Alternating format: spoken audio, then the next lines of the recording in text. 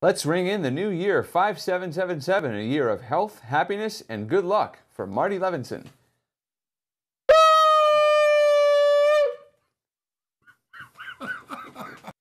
Thank you, Marty. Avi Meyers, Northtown Neighborhood News Magazine. A presentation of Sonny Hirsch and myself. Dial us up on the web at www.ntnm.org. Over 10 years worth of shows are available on YouTube at the site.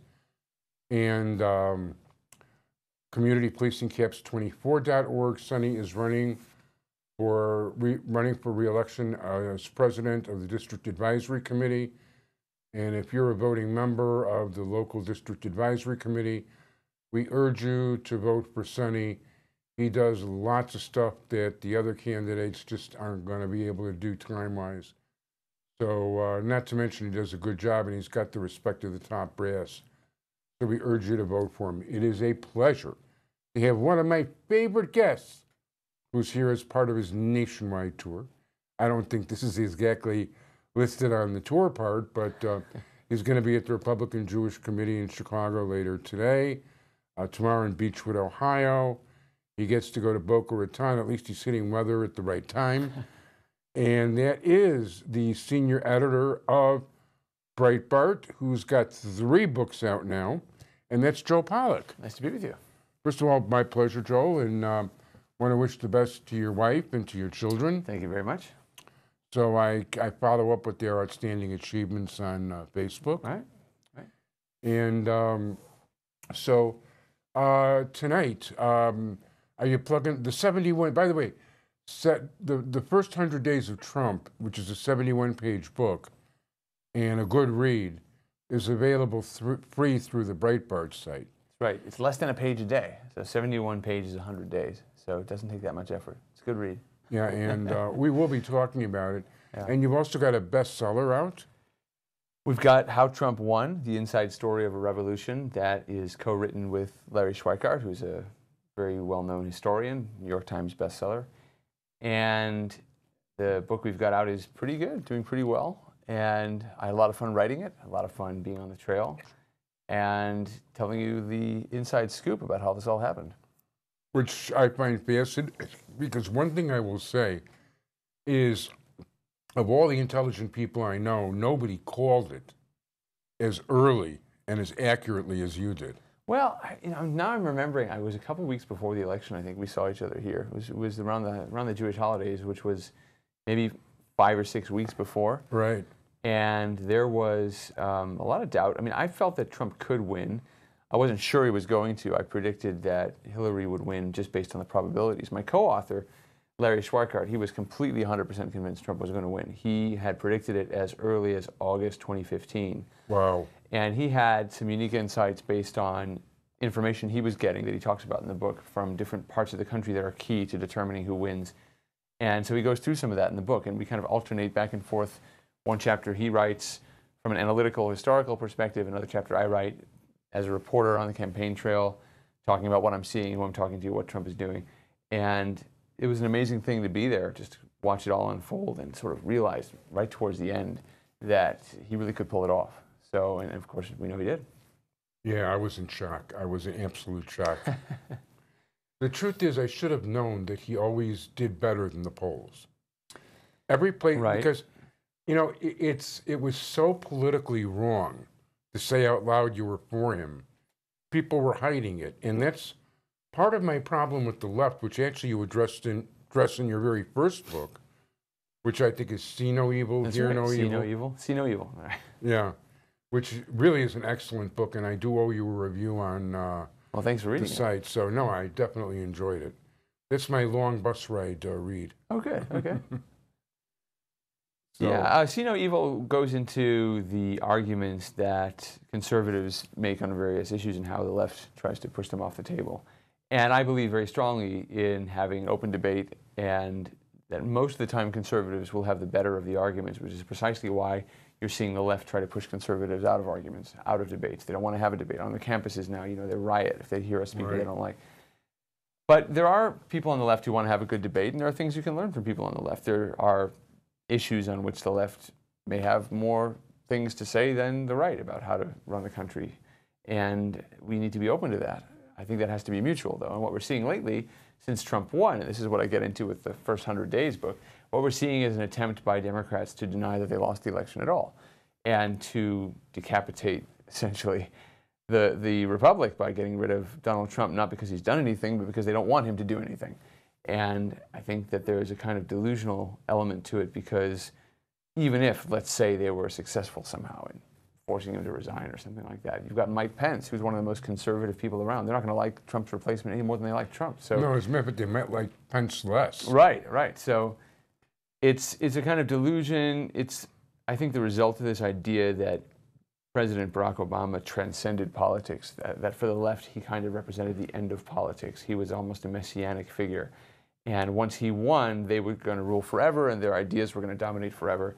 And it was a huge shock to them to realize that the country as a whole didn't necessarily feel that way, especially the people in parts of the country, at least, who were working class, middle class, poor, who were the people Democrats like to think that their policies benefit, but who really felt they weren't being listened to. And so they rose up in numbers and went to the polls and voted for Donald Trump. And I think that it's still a long, rude awakening that the Democrats haven't quite woken up fully from, and they're still trying to piece it together. But they're not doing anything to change what their beliefs are, and I think that's the result of the hysteria that keeps driving itself. We're still basically living in November 9th, and we have been for 6 months. So Obama tried to present himself as a messianic figure by that, like the convention in Denver, sure, with the rising columns, and him talking about changing the waves of the ocean and all that. And if you've seen the architectural renderings for what I like to call the Obama Temple on the South Side. Yeah, it looks sort of like a sore thumb sticking out of the landscape. I mean, I haven't seen much more than the sort of obelisk that they've got there. These presidential libraries are always interesting things. My best presidential library experience was going to the JFK Museum in Massachusetts, because they have old film reels of Kennedy and Nixon going at each other in 1960. And if you think negative campaigning is a new thing, boy, they were pretty unsparing back in 1960. So it was sort of a pleasant reminder that we're not that much worse than previous generations when it comes to calling each other nasty names and that sort of thing. I think what's different now is you have social media, so it's not just politicians saying things that are nasty to each other, but you have family members at the Thanksgiving table or on Facebook bringing politics into personal spaces, which I think is upsetting. Very upsetting. And one of the things I don't like also is he didn't even get one day before people were demonstrating against him. Right. They were demonstrating before he even had a chance to do anything. And I can't tell you how un-American I think that is. As much as I despised Barack Obama, even when he ran for Senate, okay, and I did, and I clearly wrote, you know, how unqualified this person was at the time. The fact is that when he became president, you still cheer for him for the good of the country. You give him his 100 days. Yeah, Republicans gave him a certain amount of leeway. The Democratic narrative is that Republicans opposed him every time he did anything, and that's just not true. If you look back at what conservatives were worried about in the beginning of the Obama presidency, was that so many Republican leaders were compromising with Obama. They wanted to be photographed with Obama. They wanted to show the country that they could let him govern and they could work together with him. And there was a huge amount of difference in his cabinet appointees and things like that. It's only when he started telling them, I'm not interested in hearing from you, that they began to stiffen their spine, so to speak, and start putting up some opposition. But you're right, day one, first full day of the Trump presidency, there's that massive, quote-unquote, women's march led by the likes of pro-Palestinian radicals like Linda Sarsour, who's another story. But what actually happened, I think, on that day, and I was in Washington, D.C. that weekend, I think what happened was a lot of Clinton supporters had booked out hotel rooms in D.C. anticipating that she was going to win. And then when she lost, they just kept their reservations and they organized this protest. So there were many, many more of them in the hotels, at least in central D.C., than there were Trump supporters. I think Trump supporters were there in number, but it was harder to find a hotel room. The rooms were much more expensive, and I think it's because the Clinton people had already booked them up, had already been planning, and then they had this big protest. But right, Trump never had a honeymoon. There was never a period where the country and the media, and I mean, the country was prepared to see him govern, but the media and the Democrats were not. They just didn't want to let him have anything at all. You saw Chuck Schumer filibuster or try to filibuster the Supreme Court nomination of Neil Gorsuch. And which has never happened before. Never happened before, and it was a big disaster for the Democrats because now Trump can push through any Supreme Court nominee he wants if there are more retirements before the end of his term in office, whether it's and one God term or willing, two. there will be. There may be. I met Anthony Kennedy at the inauguration. One thing I agree met with Gorsuch is one of his preeminent accomplishments. Yeah, I met Anthony Kennedy at the inauguration, and I said to him, it's nice to meet the man who really runs the country, because he's the swing vote on the Supreme Court. So basically, he's been running the country for 20, 30 years, so to speak. Anyway, but it's an interesting time. I think if you look at Trump's actual accomplishments, like Gorsuch, like the Syrian airstrike against chemical weapons, and like the strength of the economy, the renewed optimism, the vitality, I think that he's done a pretty good job so far. I think where you look at some of the weaknesses, they tend to be in stories that obsess the media or that revolve around the media. A comment here, a tweet there. As you and I are speaking here today, the big story is about whether Trump divulged classified information, which he's allowed to do, to the Russian foreign minister. We do this all the time, by the way. Obama divulged classified information. The Russian Post today, and you haven't seen that yet, but basically said it's perfectly legal. It's legal. Not only is it legal, it happens quite often. I mean, Barack Obama divulged our interrogation techniques because he didn't like them, and so he released them to the world. At the time, there was a lot of criticism. Dick Cheney sort of came out of the carbonite, sort of unfroze him to come out and say that Obama is endangering national security, and people had opinionated things to say about it, but the point was, this is something the president's allowed to do for whatever reason. And the context that they explain is that the Russians were recently targeted by a terrorist bomb inside a laptop, and so Trump was talking to them about what they were finding out about more terror plots involving bombs in laptops. And that is obviously interesting to the Russians. Maybe Trump was giving it to them as a way of saying, we want to have a productive relationship on the things that concern us all, even though we disagree about so many other things. Certainly Trump hasn't been some kind of a Russian stooge the way the Democrats want to pretend. They want to pretend that the bombing of the Syrian airfield never happened. The Russians are furious about that. They want to pretend that Nikki Haley reading the Riot Act to the Russians in the UN Security Council has never happened. I like her a lot. Yeah, I mean, we've gone after them as a country in the last few months in a way that we never did when Barack Obama was president. And no, never. No, and in fact, Obama came into office trying to be nice with the Russians, and George W. Bush did the same thing. So Trump's actually been the toughest. He gave them more power than just about no American president has ever given them the keys to Ukraine, the keys to having access to Syria, air bases. I mean, not to mention, it's starting to. There was a conversation with the former defense director, Eastern guy, glasses. I can't think of his name. Who basically said, does he think now that Obama ever had any intention of disarming Iran's nuclear bombs?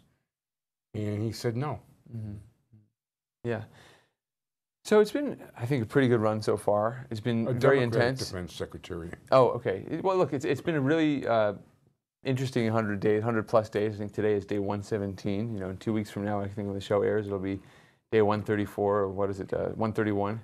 I can find math is correct, depending on when you air.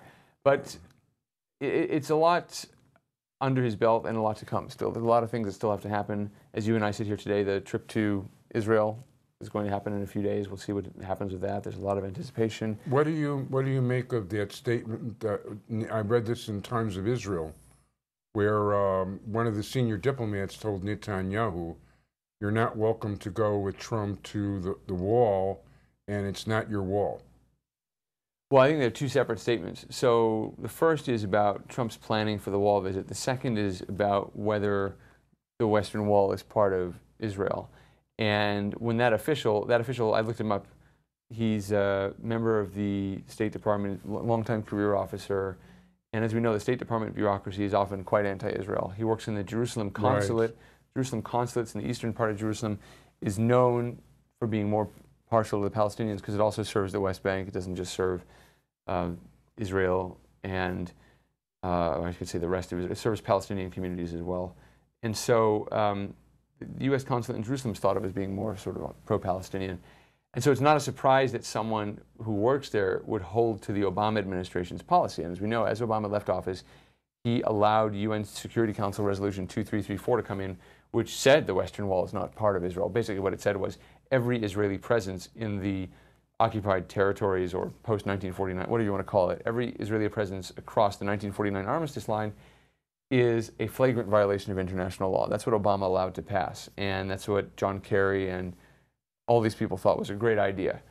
And Trump was elected partly to reverse that. So when this statement came out that the Western Wall is not part of Israel, the White House said that's not our policy.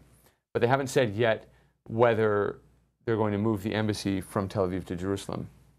There's some indication there's going to be at least an acknowledgement that Jerusalem is the capital of Israel, which Russia has done now, by the way. Russia now, really? Yes, Russia several weeks ago acknowledged Jerusalem as the capital of Israel. I don't think they've moved their embassy. Yeah, but there's, you know, Israel has, we forget how that Israel is not just a player in relations with the United States. Israel has leveraged its relationships with so many of these great powers, with China, with Russia. I was watching the Jerusalem Post conference, and a lot of it was, at least at the beginning, was about the Tnuva dairy company in Israel, which now is owned by a Chinese conglomerate. Interesting. And the Chinese are investing in Israel.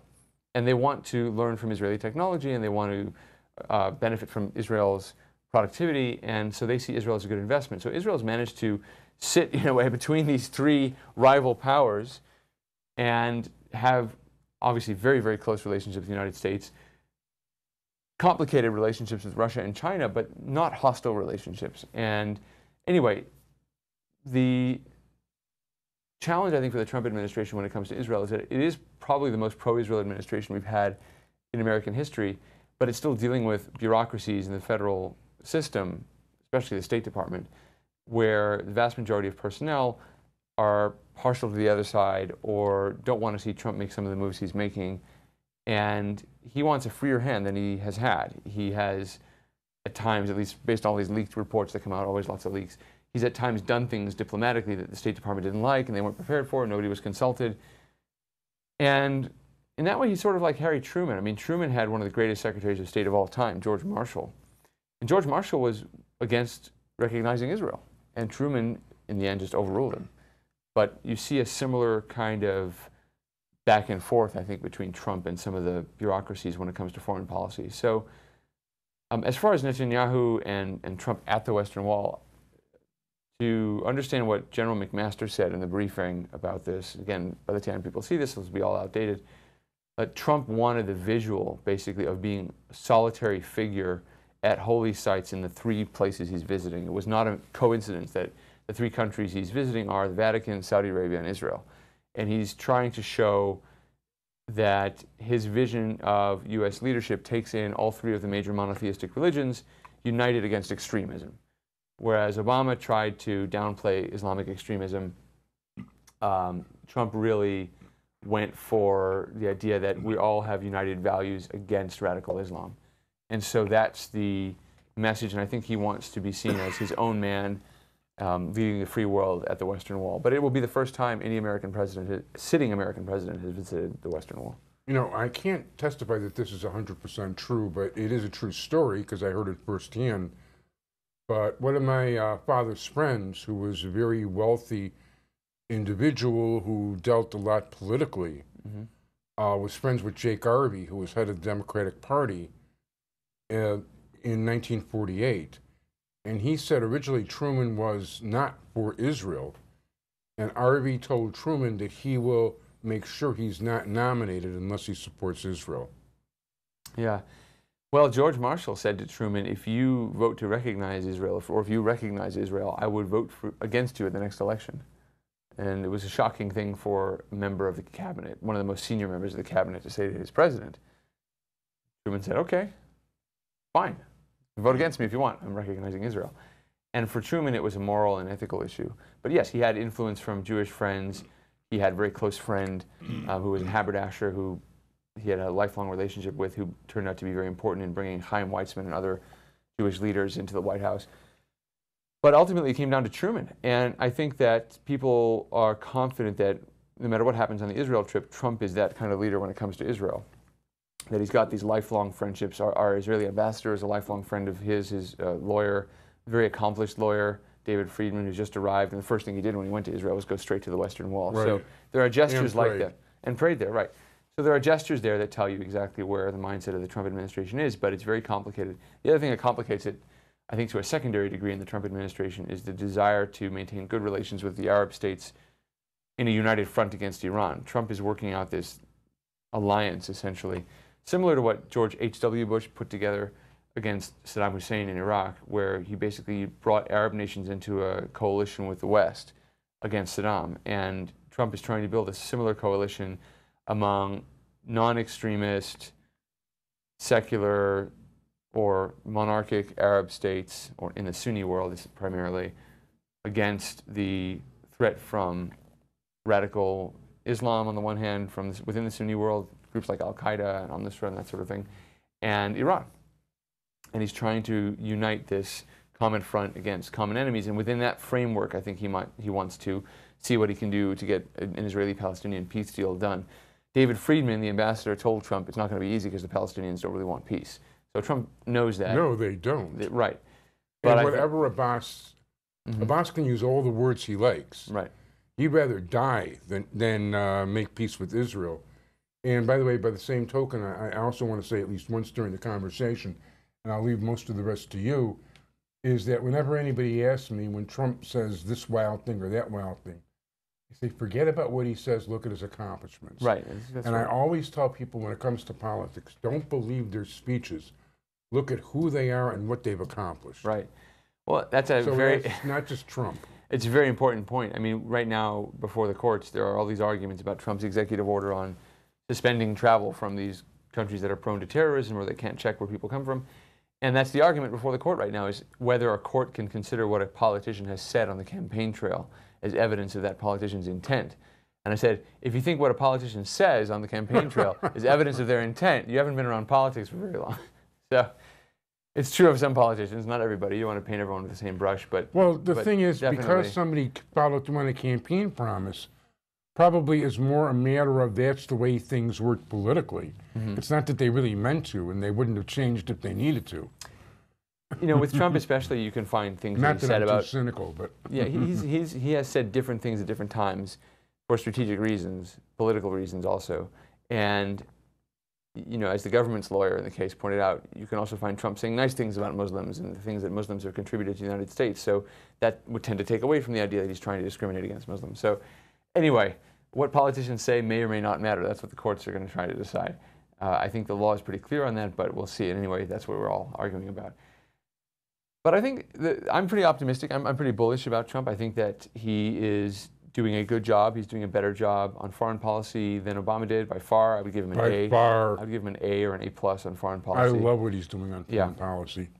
And you know, there's obviously going to be challenges and things that come along, but I think Obama gets an F-, to put it mildly. yeah. And then the economy's doing well.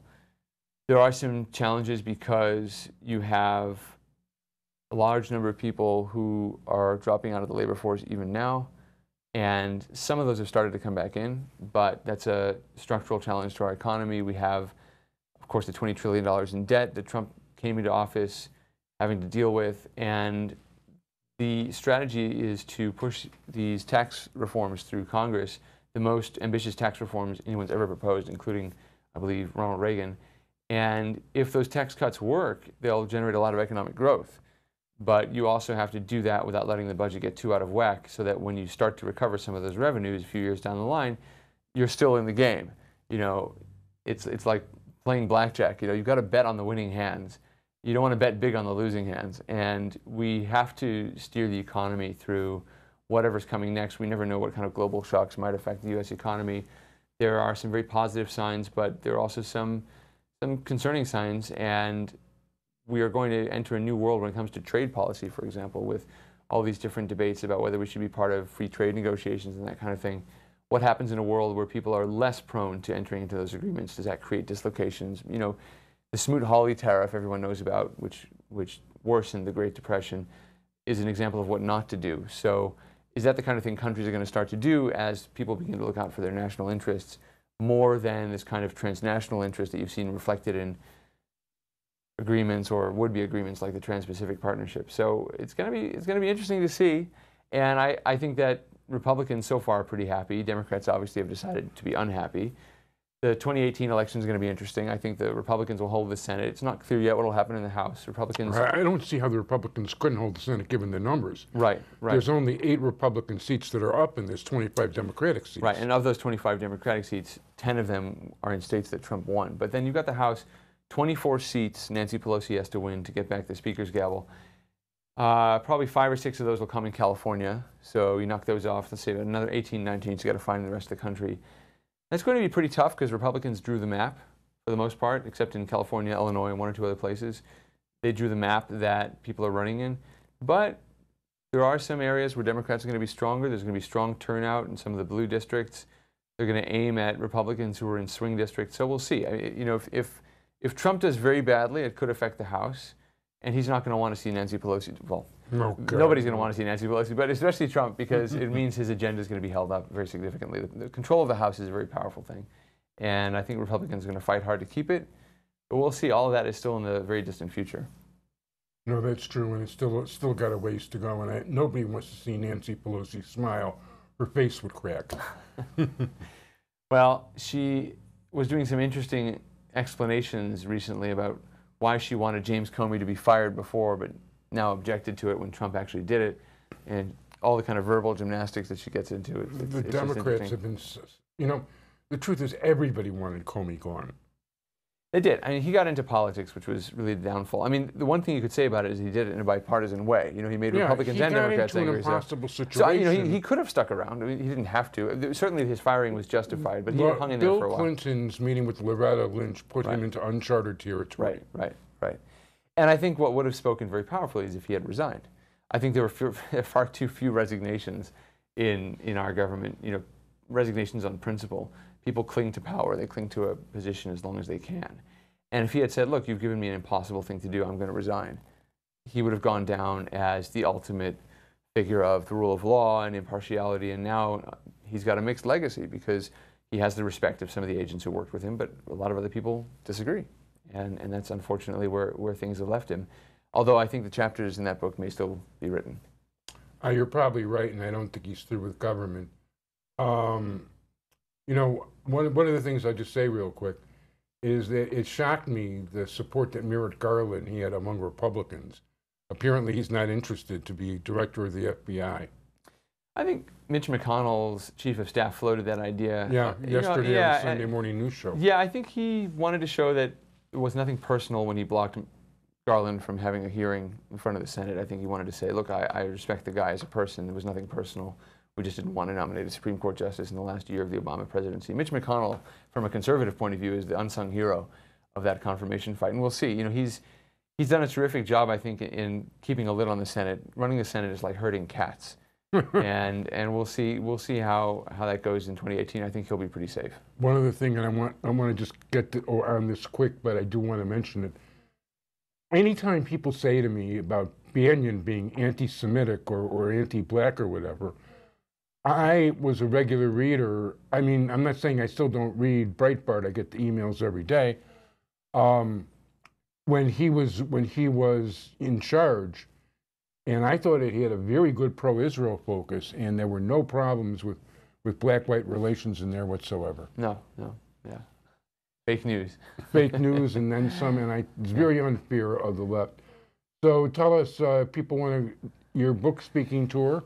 I'll be in Chicago and Cleveland this week, in Miami later in May, and then in June I may be in Atlanta, and in July possibly in Las Vegas. So that'll probably round it out in the summer, but it's been really exciting. People can get the book at Amazon.com, How Trump Won. You can also get it at Barnes & Noble. It's available in paperback and in ebook and Nook formats if you like reading on an electronic reader. And if people would like to contact you or be in touch, I know you're on Facebook. I'm on Facebook. You can find me at Breitbart.com. Twitter, Joel Pollak, anywhere. Sounds good. I want to thank you very much, Joel Pollak. I want to thank my entire technical crew, Sonny Hirsch,